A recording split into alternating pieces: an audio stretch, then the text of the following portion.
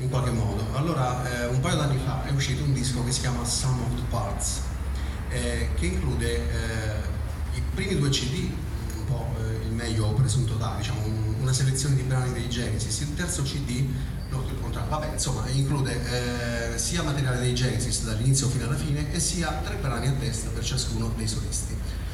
Lui del resto ha detto proprio poco fa che lui ha un tremendo rispetto per tutte le carriere solistiche dei suoi colleghi, eccetera. Io volevo proprio arrivare a questo punto, che poi si ricollega in qualche modo di nuovo a Dusk, scusatemi, ma quando uno mi chiede ma tu come fai ad andare avanti per 25 anni con una rivista sui Genesis, in realtà non è merito mio, ma è merito loro.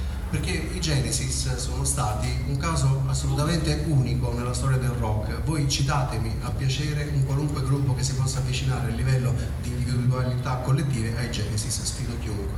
Si accettano scommesse, ma non ce ne sono.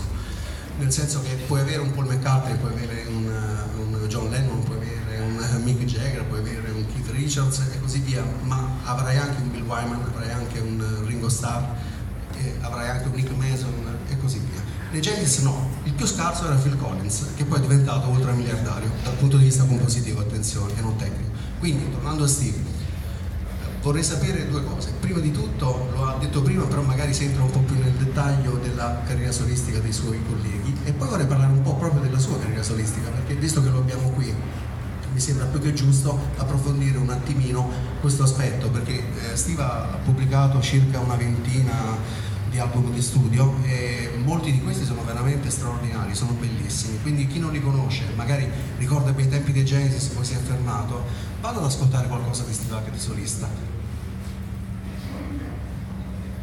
If I understand correctly, I think you wanted me to say stuff about this is for me? Yeah. About the solo careers of the guys. I think maybe I can best answer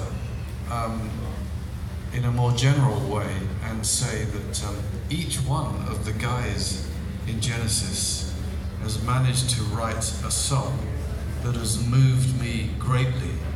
Ognuno dei componenti di Genesis è stato capace di scrivere una canzone che mi ha commosso, è stato in grado di commuovermi in maniera profonda. So I think as a collection of songwriters, even if I was just talking about the other guys and not about myself, I think that the power of that hasn't really been equaled. Sì, quindi in termini di songwriting, quindi di scrittura di canzoni, effettivamente sono stati tutti dei grandi compositori che lo hanno emozionato.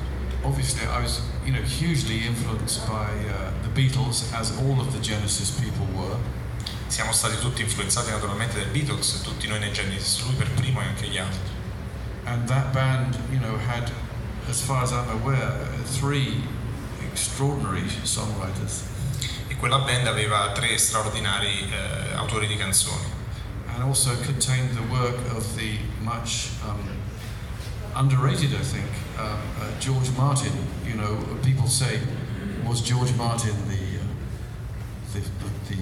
5th Beatle? Well, I say he's Beatle number 5 and 6. For me. E poi in quella band c'era appunto uno dei più lavorava uno dei più sottovalutati, George Martin, che appunto veniva considerato il 5º Beatles, ma per lui è il 5º e il 6º Beatles. But to return to Genesis, I think that wonderful songs have been done both inside the band and outside the band by all of them. Extraordinary stuff. So it's hard to single out anybody and say, well, this guy is better than this guy, and it's just been an extraordinary breadth of material covered by everybody. E non riesce a identificare una preferenza. Tutti i ragazzi che hanno lavorato nei Genesis con lui, hanno scritto le cose che gli piacciono molto, quindi e che l'hanno commosso molto. From the ballads to the heavy stuff, and so many things, and so very, very poetic as well, and just extraordinary, really. I never realized when I joined this band, quite by accident, really, what was going to come from, just working together with people. So it would take away all my cynicism, and I would say to anyone who was going to join a band, if you can find good people in that band, then work with them, and I cooperate with them and don't compete with them, but just try and make everyone's work sound fantastic.